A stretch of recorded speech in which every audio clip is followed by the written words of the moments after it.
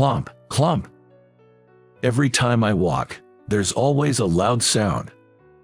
Since I was young, I've suffered from a condition where one leg is longer than the other, known as hemihypertrophy. Because the leg length discrepancy had to be corrected, I always had to wear a bulky orthotic device. I was always the last to move between classes at school, and instead of walking with friends, my mom always had to drive me to and from school.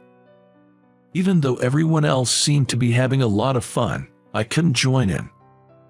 The number of times I've clenched my teeth in frustration was too many to count.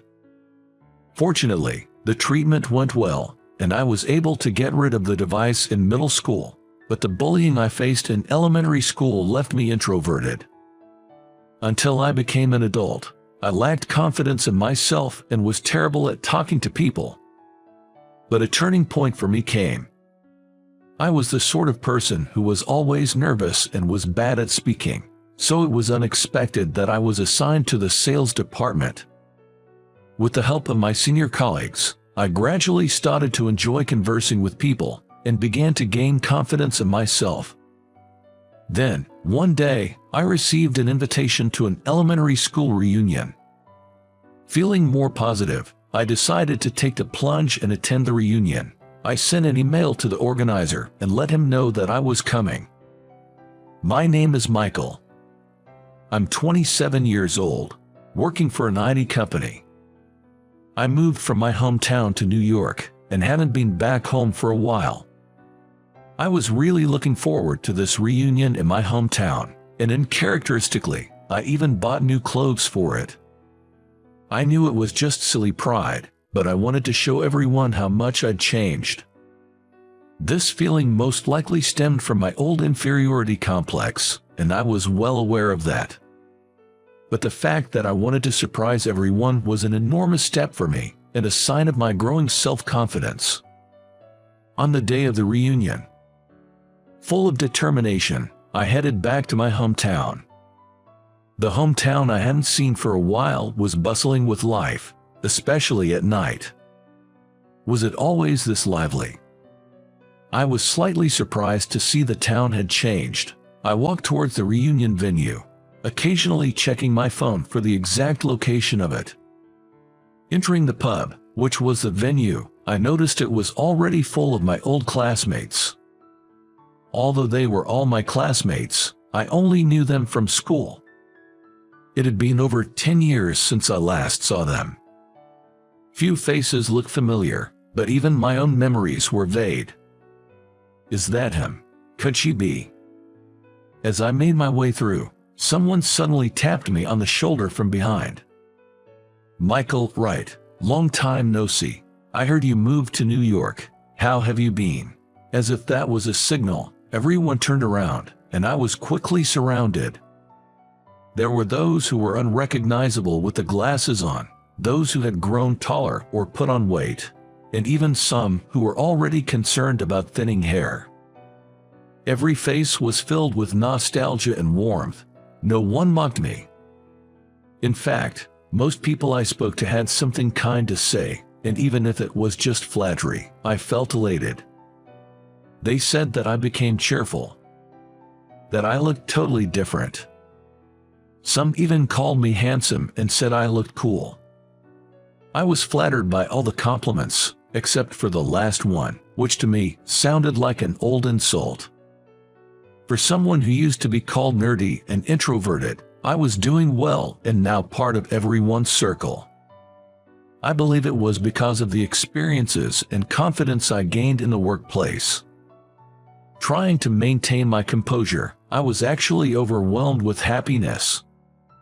Of course, it wasn't just the guys. A big part of why I felt so good was because even the girls started to see me in a new light. Back in elementary school, I was quiet, keeping a low profile in class, so being surrounded by so many girls made me feel like I was in a dream. I wish I could show this to my younger self. That was what I thought to myself several times since arriving at the venue. Holding a pint of beer in my hand, I was happy to reconnect with familiar faces. But honestly, There was one girl I especially wanted to see at this reunion. Her name was Ashley, a girl who was the belle of our class. With her wide eyes and silky hair, she was a very pretty girl and looked like someone you'd see on TV. Moreover, she was calm and kind, and treated everyone the same way. During my school years, she was always on my mind. She was the only person who cared about me and came to talk to me as I had no friends. Her kindness kept me from becoming chronically absent from school, and gradually, the bullying towards me lessened because of her. To me, she was nothing short of a lifesaver. I wanted to see Ashley again, so I could express my gratitude for her kindness. I casually looked around, desperately searching for her. Amongst the high-pitched voices of women exclaiming, "Long time no see, and what have you been up to?" I heard someone call out, "Ashley." I turned around in a hurry, and there, among a group of girls, stood a woman in a navy dress with her elegant back facing me. Judging by the familiar silhouette, I thought it must be Ashley. Even from behind, her aura was distinctly different from the others. I caught my breath, hesitating to approach and speak to her. Then suddenly, she flipped her hair and turned around. It was Ashley, no doubt about it. She had maintained her youthful features and, if anything, had grown into an even more refined and beautiful woman.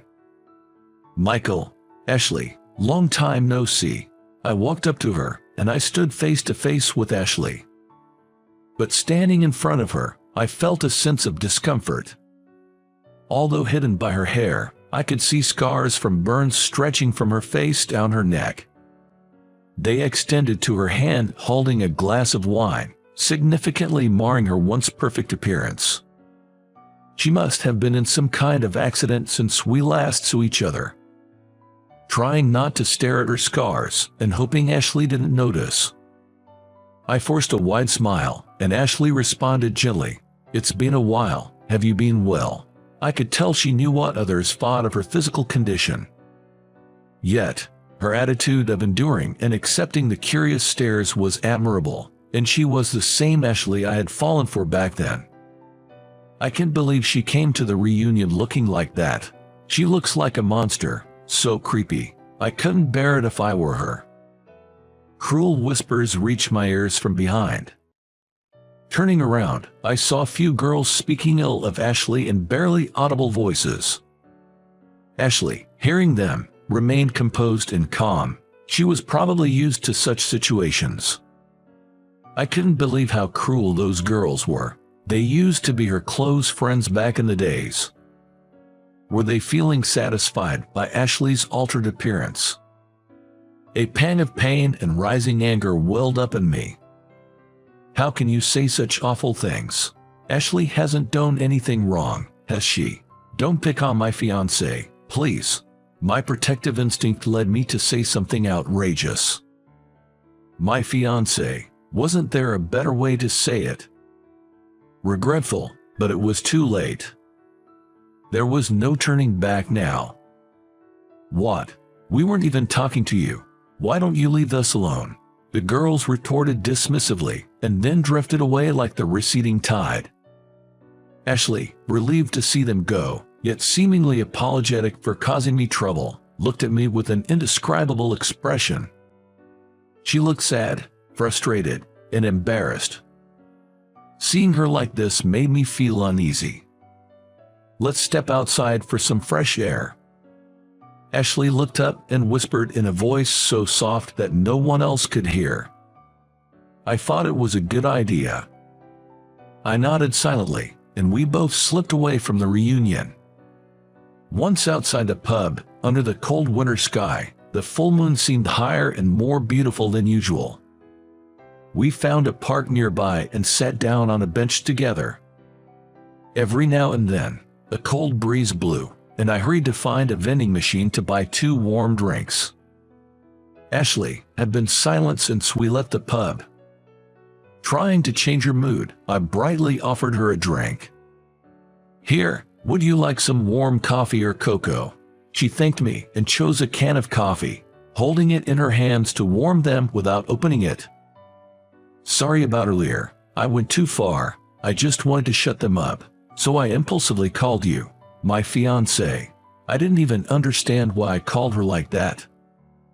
Being in an unfamiliar situation might have made me feel more tipsy than I thought. As I was puzzled, Ashley finally looked up. Michael, you really surprised me. We haven't seen each other in over 10 years, and suddenly we're engaged. But I was happy you defended me against the backstabbing. Thank you, really. Ashley said, smiling brightly. I was expecting to be scolded, but instead, she thanked me and smiled happily. I was even more confused, but her kindness was just like it was back in elementary school. Always cheerful, considerate, and not taking things negatively. Her unchanged strong spirit reassured me, and I wanted to know what happened to her. Sensing my thoughts, Ashley began to speak hesitantly. Michael, I need to tell you about my scars. A few years ago, the cafeteria where I worked caught fire, and I got these injuries then. She brushed her hair aside, showing me the scars. She explained that there were more scars hidden under her clothes. Even in the dim moonlight, I could see them clearly, and I almost wanted to look away. In that fire, a senior co-worker who tried to protect me died.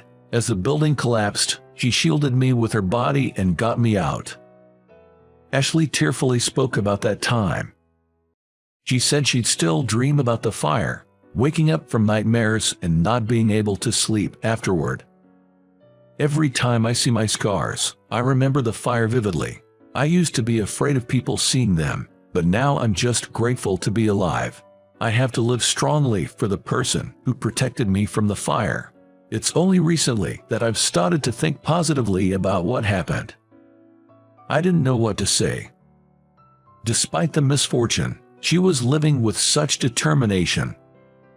When I was teased and mocked for my disability, I was always thinking negatively about myself. But Ashley was moving forward, trying her best to face reality. Ashley, you're an amazing person, just like you were back then. I spontaneously expressed my feelings. In elementary school, your willingness to treat me normally encouraged me. I thought I could repay you today, but I guess I still have a long way to go. As I said this, Ashley suddenly burst into tears. What have I done? I hurriedly offered her a handkerchief. I'm sorry for crying all of a sudden. Even though I try to think positively, sometimes I wish I could go back to my old self. So when you said I hadn't changed, it made me so happy. Thank you, Ashley said, smiling through her tears. Her face, now calm, was as bright and cheerful as I remembered from the past. I felt relieved and reflected on my own past. Me, wearing an orthotic device, limping as I walked. Ashley would carry my textbooks and bring me school lunch. During lunch breaks, as I couldn't play outside running around with others, she would stay with me indoors, sometimes just the two of us, playing games. It will surely get better. Ashley was the only one who ever said such things about my leg. Even when I was cynical and sullen, she encouraged me, telling me about the places we could go to once my leg treatment was over.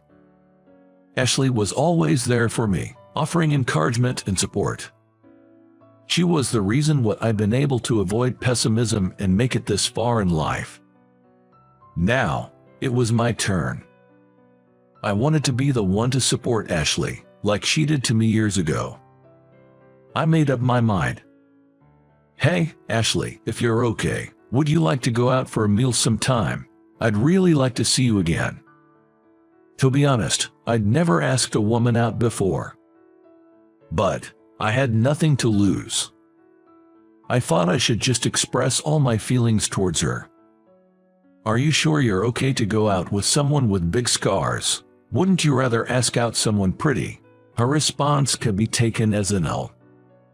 But for me, it was more than enough. I responded, it's fine, I'm free all the time anyway. revealing my lack of dating experience, and Ashley chuckled. Seeing Ashley laugh out loud for the first time in a while filled me with joy. After that, we started seeing each other more often. Surprisingly, Ashley had also moved to New York and was working while saving up for skin regeneration treatment. Our dates were simple, often just eating the lunch Ashley made in the park. We couldn't afford to go to expensive places, but seeing Ashley's modest and diligent side just made me happy. We were drawn to each other and naturally started dating.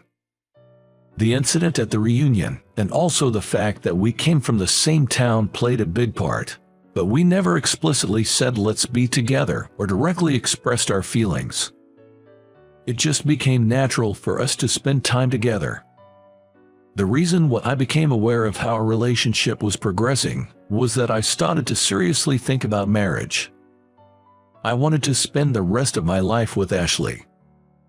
No matter what, I wanted to be there for her, who always brightened my life with her cheerfulness. Also, from a financial perspective, it made more sense to live together rather than separately. That was how I came to think about our future. And then it suddenly hit me. I hadn't even told her about my feelings for her.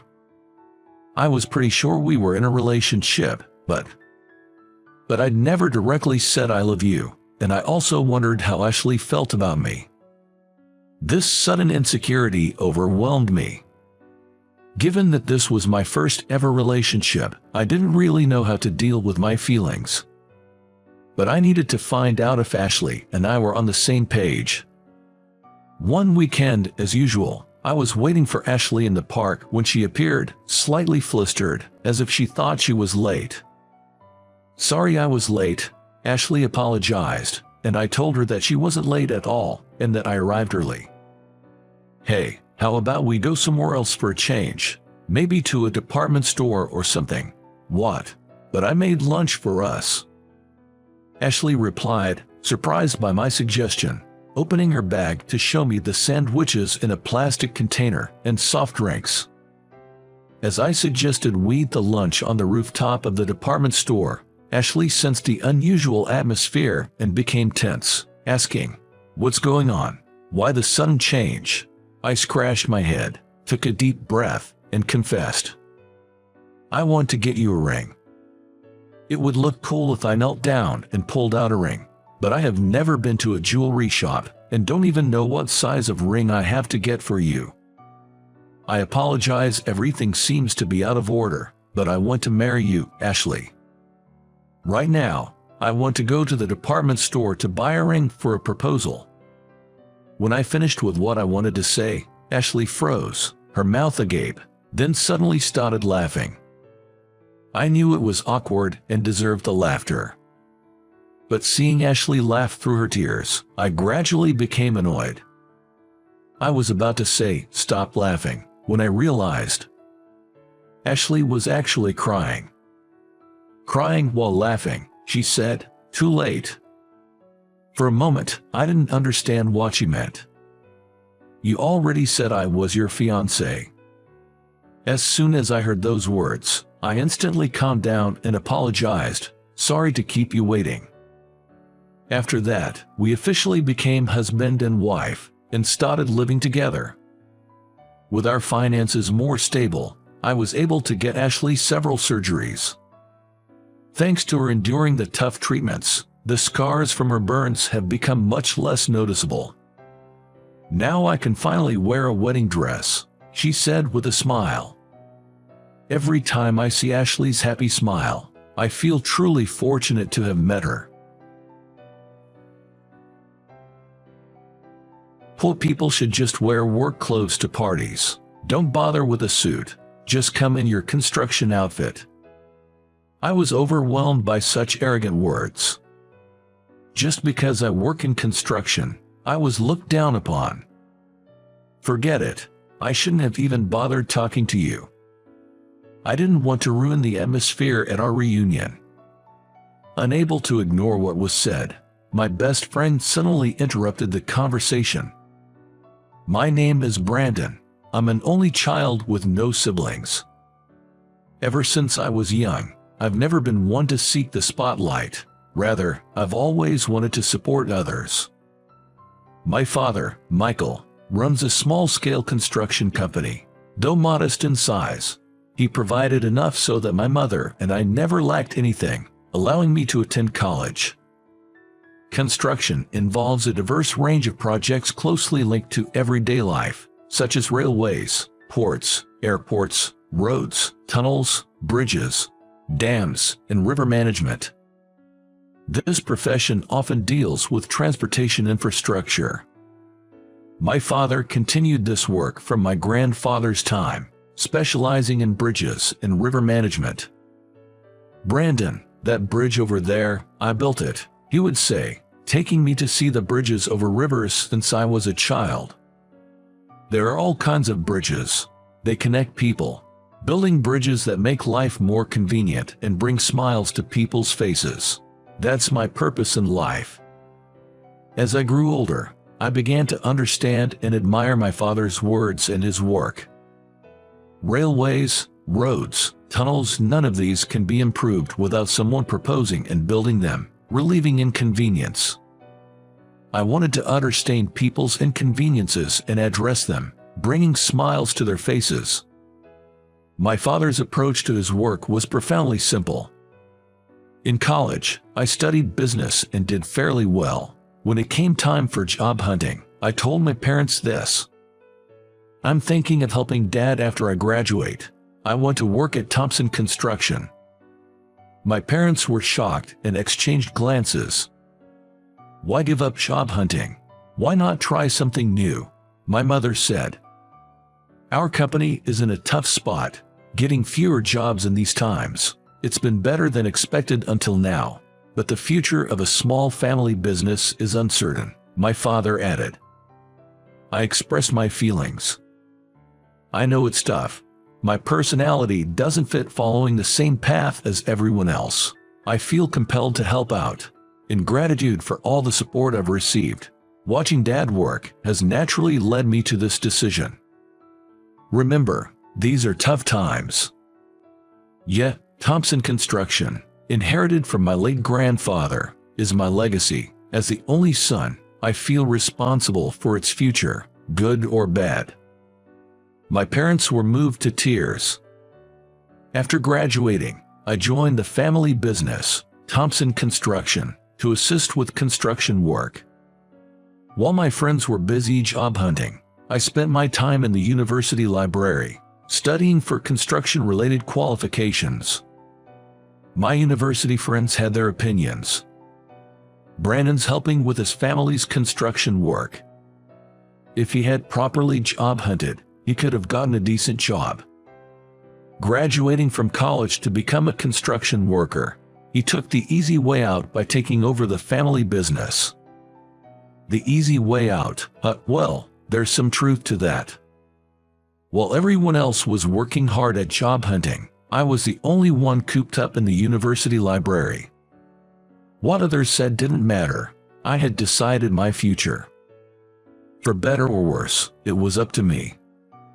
Honestly, I didn't care about the rumors of who landed jobs at major corporations or fast-growing companies. Studying before joining a family business was my form of job hunting. After college, I joined the 20-employee Thompson Construction and learned the ropes mainly from my father. On the construction site, in the office, and even at home, there was so much to learn that the only time I could really relax was during lunch breaks. I constantly thought about how to compete with larger and smaller companies, improving monthly sales. But as my father warned, it's a tough world for small family businesses. It's a world of survival of the fittest. I spent a lot of time analyzing when things weren't going as planned. At one point, I asked my father about my doubts. "Dad, our company excels in bridge and river management, but what if we expanded our scope in transportation infrastructure? If we spread ourselves too thin, we'll struggle with manpower. It's the people who make things happen. Expanding too much can incur unnecessary costs, not to mention the technical aspects." I see. It's complicated, isn't it? To expand our operations, we'd have to open offices beyond our county. We've been a community-focused business, trusted by the locals because of our personal touch. Right, that's the core of our business. Determined to promote what our company excels at, I hired a design firm to create a website and also started using social media to spread information, becoming a bridge that connects people. After a day's work, I'd return home and study for construction-related qualifications. Earning these qualifications would broaden my ability to build bridges that connect people. That's it, I'll become the bridge. I believed and put in more effort than ever before. Time flew since I started working with my father. 6 years passed in the blink of an eye. One day, I received a letter at home. It was from my high school best friend, David. I wondered what it was about. The alumni reunion of Cedar Grove High School will be held on the 3rd of May. Please join us. So, it's been 10 years since we graduated from high school. I wonder how everyone from the basketball team is doing. Throughout middle and high school, I was part of the basketball team. I worked hard as a regular player and as the vice captain. David was the captain back then. An invitation to a reunion from such a relationship. David organizing it, that's exciting. Oh, I wonder if the team assistant will be there too. I don't really want to see her, but I'll avoid conversation if she is. The awaited May 3rd arrived. The reunion was a standing party, renting out an entire floor of a hotel. There were 360 alumni and our respected teachers in attendance. Even the principal graced us with their presence. Seeing everyone in suits, dresses, and flawless makeup, I realized how much people can change. Everyone looked so mature. I should have bought a new suit for this day. I'm always in work clothes, rarely in a suit for business. Even though I tried picking out the best suit I had, it was clear that I was the only one looking outdated and unfashionable. Hey, Brandon, how have you been? David, long time no see. Why are you dressed like a hotel manager? Heh, I'm the manager of this hotel. Normally, you couldn't rent this room for a party. You're managing the place. That's amazing. This is the Phoenix Room, right? It's as splendid as its name. The participation fee was low, right? I managed that. Thanks for that. David, the popular captain of our high school basketball team, had become the manager of a hotel. Surrounded by women, he was as popular as ever, playing the part well. Everyone, enjoy the special buffet course we've prepared. The women were excitedly chattering. David always knew how to please and had a knack for understanding women. That's something I couldn't do. I'm envious. Hey, Brandon, the female team assistant is here. Really? I didn't really want to see her.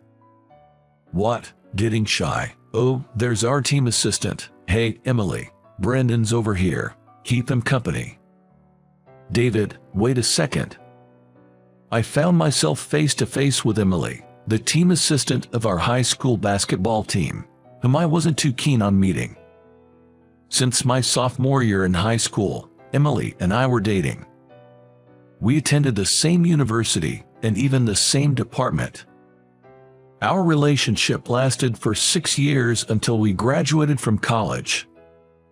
Emily's mother was the CEO of a well-known domestic apparel company. She was the only daughter of this successful CEO, essentially a business heiress. Brandon, you're really dressed up today, standing out all by yourself, but in a bad way. Her sarcasm had begun. Starting with a jab at clothing, typical of an apparel CEO's daughter. Her scrutiny is always more intense than most. You're helping out with your dad's business now, right? Yeah, that's right. How are you doing, Emily? You should be more worried about yourself. Emily wasn't so haughty back in high school.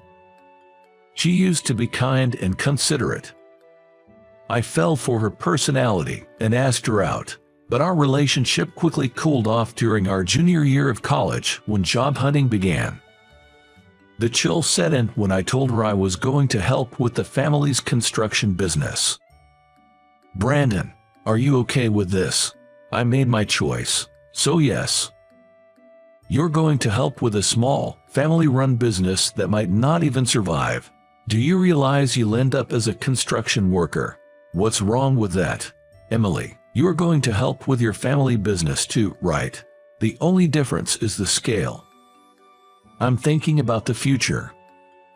After that, Emily often looked down on me. It became tough to continue the relationship, and considering our futures, I ended things near the end of our senior year. Over 6 years had passed since then, and now here we were, meeting again at the reunion, having had no contact in the meantime. Even by your clothes, it's clear you've had it tough. Really, I thought I managed pretty well with what I had at home. Brandon, you're always so plain. Your everyday life, your clothes, your job. Maybe so, I guess plain suits me. Emily, on the other hand, is quite flashy. Typical of a CEO's daughter. She was the most dazzlingly dressed among the women here today. There was no comeback for her comments on clothing. Being usually in work clothes, are you indifferent to parties like this? I'll try to be more mindful next time. Because of such a job, even your heart is becoming impoverished. I don't think my heart is impoverished, though. Sensing my current situation, Emily continued with an even sharper tone. Poor people should just wear work clothes to parties. Don't bother with a suit, just come in your construction outfit. What an attitude. What have I done to deserve this? Being looked down upon just for being a construction worker, and even my company's uniform, which I wear proudly, is ridiculed. To me, my work clothes are like a uniform with a number on the back. Forget it, I shouldn't have even bothered talking to you. Emily had become an even more disappointing person than when we broke up in college. I was hoping she'd become a more mature woman, but this was just too disappointing, almost to the point of tears.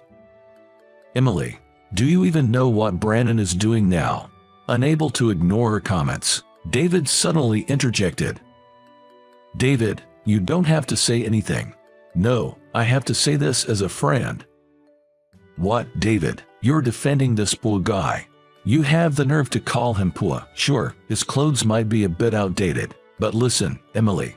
Brandon has been thinking about turning his father's business around, revamping internal operations, starting with their own website and social media to let people know about their specialty. He's also earned multiple tough qualifications and is now even consulting for other construction companies. He's highly sought after in the industry. Really? Is that true? Emily's eyes widened in surprise. When I first joined Thompson Construction, we specialized in bridges and river management, but now we've expanded our scope to include railways, ports, and roads as well. I acquired all the qualifications I could in civil engineering. In the bridges I aim to build connected people in various ways, even leading to consultancy work. That's what my past 6 years have been about. The comment about my clothes being uncool was a bit harsh, though. I manage a hotel, just overseeing the staff on site. I can't work with outsiders or build bridges of trust with them. In these times, that's no easy feat. Emily, can you do that? Me? You couldn't, right? Brandon supported me as vice captain in the basketball team, always striving for a better team. You, as our team assistant, should understand. Emily nodded in acknowledgement. Now, Brandon is playing the role of vice captain for his dad. The more mundane the job, the harder it is. David, Emily seemed regretful for belittling others. David's words, referencing our basketball team days, were convincing for Emily, who had witnessed it all. Brandon, I'm sorry. I didn't know anything, Emily said through tears. It's okay if you've realized that now. How could I say such harsh things about being plain and poor? Let's leave it at that. I need to go thank the teachers who helped us. David quickly left the scene. It's tough being an organizer, keeping an eye on everything and maintaining the atmosphere. That's something I couldn't do. Emily and I stepped outside the venue to talk. There was an open, airy terrace outside. Quiet and just right for our conversation. We sat down at the terrace. You broke up with me in our junior year of college because you hated me, right? I was preoccupied with helping out with a family business then. I became a nuisance when I started voicing my opinions on that. You should have just told me. I didn't want to seem pathetic. Really, you're so modest. After our breakup, I focused solely on my work as a construction worker, eventually expanding into various infrastructure projects and consultancy. Ending our relationship during college might have been the right timing, in a way. I was pretending, just to you. Pretending, to me. I was thinking about the future after graduation, whether we'd have a stable life, whether the job had prospects. I was judging people solely by their status. In the end, I hurt you. It's in the past. If you've realized something, even a little, that's good enough. I'm sorry for being pretentious back then and just now. We're both clumsy, I guess. Emily broke down in tears again. I'd never seen her cry like this before. Remember when I asked you out, Emily? Huh?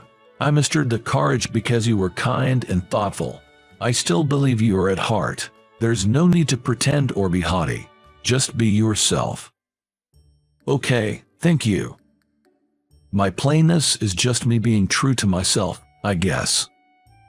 Emily, with reddened eyes, smiled, and we returned to the venue together. The reunion was lively with performances by alumni. Thanks to David's thoughtful organization, it ended on an emotional high, the 3 hours flying by. I managed to catch up with old classmates and basketball team friends, sharing stories from our past. It was a fulfilling day. I'm truly grateful to David for all his efforts in making this day, this moment, possible. As I was leaving, Emily asked me, Brandon, are you still the same height as in high school? I've shrunk a bit, down to about 5'11". I've gained some weight too. I need to go on diet. I see, got it. Take care, see you around. Thank you for today. I couldn't come up with anything clever to say, but I did my best to express my feelings to Emily. As a CEO's daughter, she'll surely find a good husband and live happily. Our time together in high school and college is now a pleasant memory. Reunions are strange. Meeting alumni provides a lot of inspiration. Observing others helps me understand what I lack, filtering these insights from my own perspective. It makes me realize there are new worlds to discover, fueling my ambition to strive harder. Now, I must continue to work hard in my job. As a construction worker, there's much to do. I need to keep building various kinds of bridges that connect people. 3 weeks after the reunion, on a rare day off at home, my mother told me a package had arrived. A package. I wonder who it's from. The sender is Emily. The package was a gift from Emily. It was wrapped in a large box. Ah, Emily. How nostalgic, my mother commented. I had introduced her to my parents a few times, but now she was just someone from my past. Even though we had broken up, my mother seemed oddly happy. I took the package to my room and carefully opened it. Inside was a full suit set with a dress shirt. A 3-button, single-breasted suit in gray. It looked sharp. So, Emily was asking about my height for this. There was a handwritten letter inside. To Brandon, thank you for kindly scolding me the other day. This suit is tailor-made by our company's designer, perfect for business, parties, weddings. Wear it and look sharp whenever you need to." Ha, she's still looking after me. I had said I'd be more conscious about my attire, but I never actually went out to buy a suit. I could almost see Emily shaking her head at my lack of fashion sense. The letter continued. "P.S. Is it possible to repair a broken bridge?" A broken bridge? Was she referring to my role in connecting people? Repairing broken bridges is my specialty. I immediately called Emily's number. 2 years later, with David's help as the hotel manager, we found ourselves back at the same venue. "We're turning 30. I need to find someone special too," said David. "You've always been popular, David. You'll be fine." Never thought I'd be outdone by the plain Brandon. Sorry for being plain. The venue that hosted our reunion now became the setting for our wedding reception. It was a new beginning for Emily and me. The Emily I knew now was the same pure and kind-hearted girl I fell in love with back in high school when I first asked her out.